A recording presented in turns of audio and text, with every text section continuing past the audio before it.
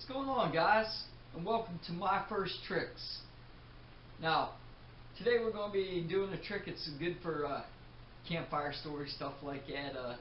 Just fun times, you know. Whenever I was a kid, I was walking through this woods that was supposedly a haunted woods. That's what everybody's telling me. Stay out of the haunted woods. Stay out of the haunted woods. Well, I met a ghost, and I became friends with the ghost. The ghost wanted to come home and live with me. So, now I have him living in this bottle. He likes this bottle. His name's Herman. What I have here is my magic wand. Let's knock on here. Herman, you home? Well, let's see if we can get Herman to do some tricks for us. Herman. Herman. Make the wand move, Herman. Come on, Herman. Oh, there we go.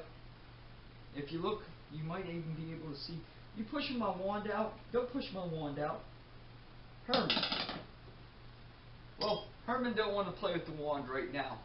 So, we're going to go ahead and put him back up.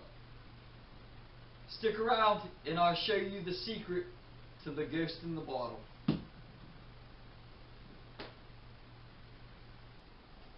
This is probably the easiest way I could show you how to build this gaff. What it is the wand's the main gaff. So we got the wand here, and what I did is, I hope you guys can see that string. I taped some thread to the end of the wand, then wrapped it with paper so the wand looks colorful. Then I have it going to this paper clip. And this paper clip I put on my belt clip, and as I bend down it will lift the wand up. So what you got to do is ask a parent for help and get yourself a dowel rod like I did here, and you tape some thread on the one side of it on the bottom, then wrap it with paper so nobody will see it. Then you get a length of thread that suits you really well and put it on a paper clip. Then you clip the paper clip to your belt. Okay, now that you know how to build the wand, right here is where I got the bottom part, the thread connected to at the bottom. Then my belt loop is where the other part, the paper clip's connected. What you want to do is you want to take the bottle, open it, tap on it a few times. See, you can't see this thread here. So, whenever you place it in the bottle,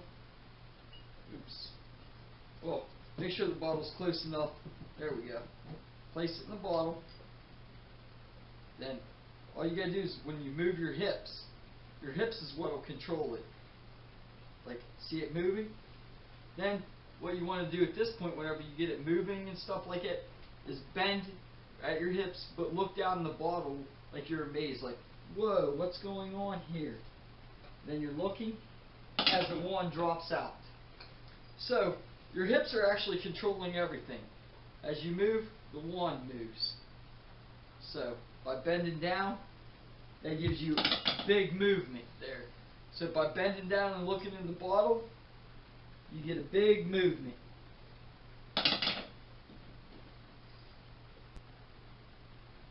One more quick tip. Always use a glass bottle. Be careful not to drop it or anything like that, because a glass bottle is heavy where it won't fall over, where if you use a plastic bottle, it'll just fall over because when you're pulling on it, you don't have enough weight to hold the wand.